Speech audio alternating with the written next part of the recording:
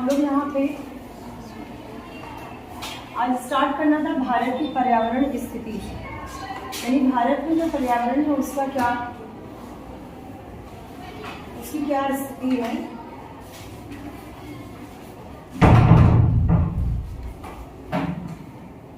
क्योंकि एक चीज तो हम लोग जानते हैं कि भारत में जो भूमि है वो बहुत विविध तरीके की है, कई तरीके की है, ठीक है।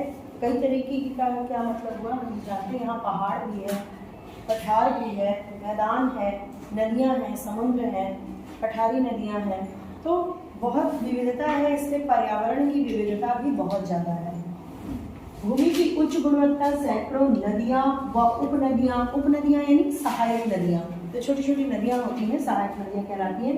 हरे भरे वन, भूमि के सतह के नीचे बहुतायत खनिज पदार्थ की प्रचुर मात्रा में, जितना इंडिया भारत में मिलता है उतना किसी भी विश्व के किसी भी देश में उपलब्ध नहीं है। इसलिए एक जमाने में भारत को सोने की चिड़िया कहा जाता था, इसलिए नहीं कि यहाँ सोने की चिड़िया उड़ती थी।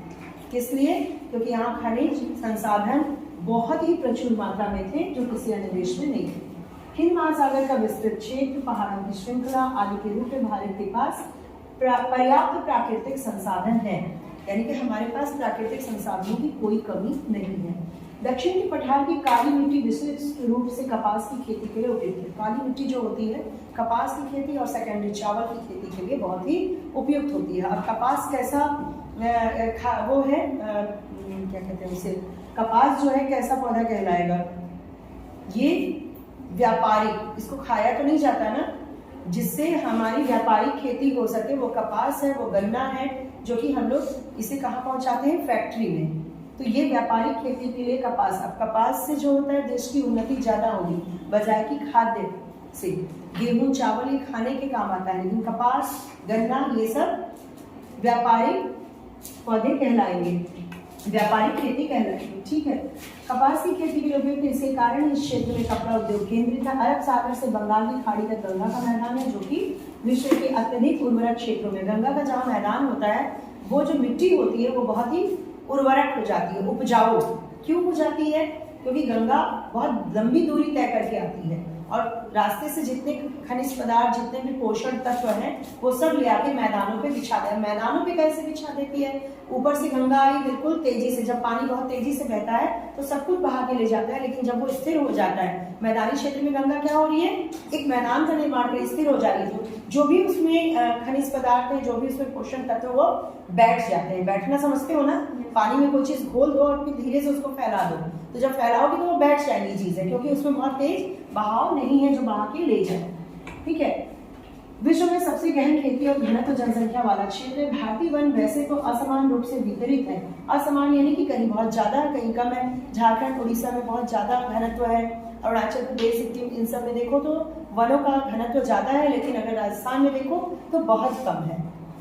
फिर भी वे अधिकांश जनसंख्या को हरियाली और वन्य जीवों को प्राकृतिक आवरण प्रदान करते हैं।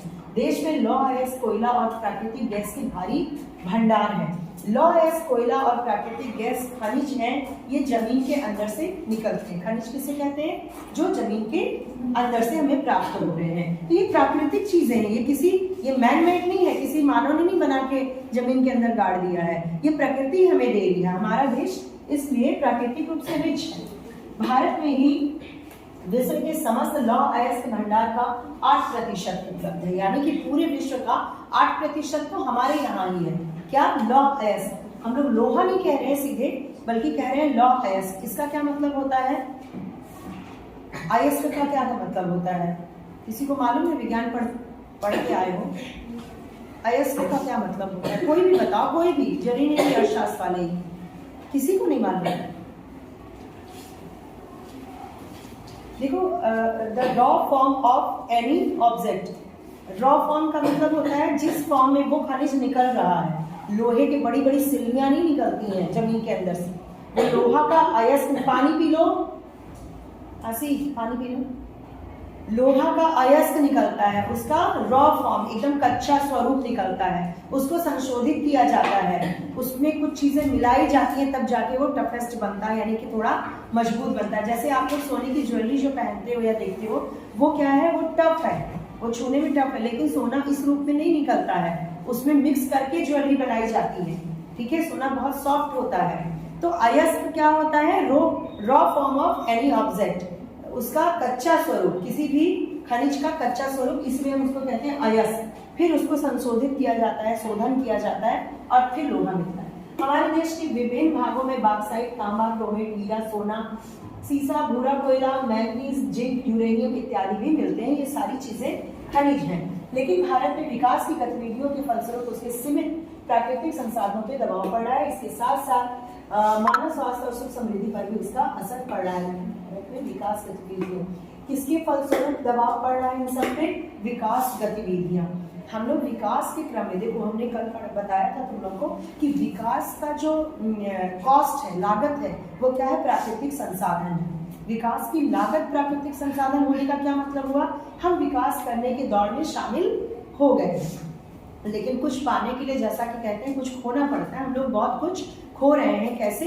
हमने फैक्ट्रियां बहुत सारी स्थापित कर दी, नदियों को गंदा कर दिया। हमने फैक्ट्रियों का धुआं उड़ाना शुरू किया, वायु को गंदा कर दिया। हमने फैक्ट्रियां लगाने के लिए पेड़ काट डाले, ठीक है। तो हम किसके कॉस्ट पे ये विकास कर रहे हैं?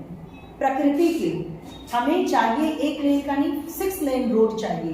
हमारी गाड़ियां चमचमाती चले, उस पर आने वाला रोड अलग, जाने वाला अलग, साइकिल का पाथ अलग, उसका अलग, 6 लेन की रोड, ठीक है। तो इसको जब चौड़ा करेंगे तो क्या जा रहा है? पेड़ काटे जा रहे हैं साइड के, हाँ या नहीं? ठीक है। तो ये जो है हमारे प्रकृति के कॉस्ट पे हम विकास कर रहे हैं। कोई भी विकास ले लो, फैक्ट्रियों को ले लो, संसाधनों को बनाने का ले लो, ऑफिसेस तड़ाकर अगर खुल रहे हैं तो किसी जमीन पे ही तो होंगे, हवा में तो लटका नहीं है कोई भी चीज। तो पेड़ तो काटे ही जा रहे हैं, उसका जो प्रदूषण है, उसका जो अवशिष्ट है, या तो नदियों में बहाया जा रहा है या फिर जला करके उसका जो जल रहा है वो वायु में छोड़ा जा रहा है। ध्वनि हो रही है फैक्ट्री के आसपास, तुम एक दूसरे से बात नहीं कर पाओगी, मशीनें बड़ी बड़ी चल रही हैं, तो ध्वनि प्रदूषण अलग हो रहा है। तो सारे तरीके से हम क्या कर रहे हैं? प्रकृति को टॉर्चर कर रहे हैं। इसके साथ साथ मानव स्वास्थ्य और सुख समृद्धि पर भी उसका असर पड़ रहा है। मानव स्वास्थ्य, हमें एक तरह तरह के रोग हो रहे हैं। कल मैंने बताया ग्लोबल वार्मिंग बढ़ रही है, कैसे बढ़ रही है समझ में आ गया सभी को?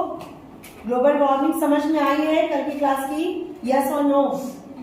नहीं दिशा आई है ना, तो बोल सकते हो ना हाँ ना। तो ग्लोबल वार्मिंग, इसका बहुत बड़ा जो असर हो रहा है। फिर बहुत तरह के हमें रोग हो जा रहे हैं, चर्म रोग से लेकर के, देखो वायु प्रदूषित है तो सांस के जो रोग होते हैं, इसमें सबसे बड़ा अस्थमा है, वो ज्यादा हो रहा है। अगर वायु प्रदूषण है, सॉइल प्रदूषण है, तो हमें चर्म रोग हो रहा है।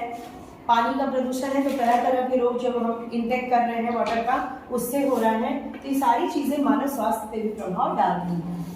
भारत के पर्यावरण को दो तरफा खतरा है, एक तो गरीबी के कारण पर्यावरण का अपक्षय और दूसरा खतरा साधन संपन्नता और तेजी से बढ़ते हुए औद्योगिक क्षेत्र के प्रदूषण से है। गरीबी के कारण क्या हो रहा है कि पर्यावरण का अपक्षय हो रहा है। अब देखो छोटा सा उदाहरण देंगे, तुम कहोगे गरीब होने से कैसे हम पर्यावरण को हानि पहुंचा रहे हैं? अपक्षय मतलब पर्यावरण, जो गरीबी है तो पर्यावरण को हानि पहुंच रही है। इसको कोरिलेशन इसका क्या है?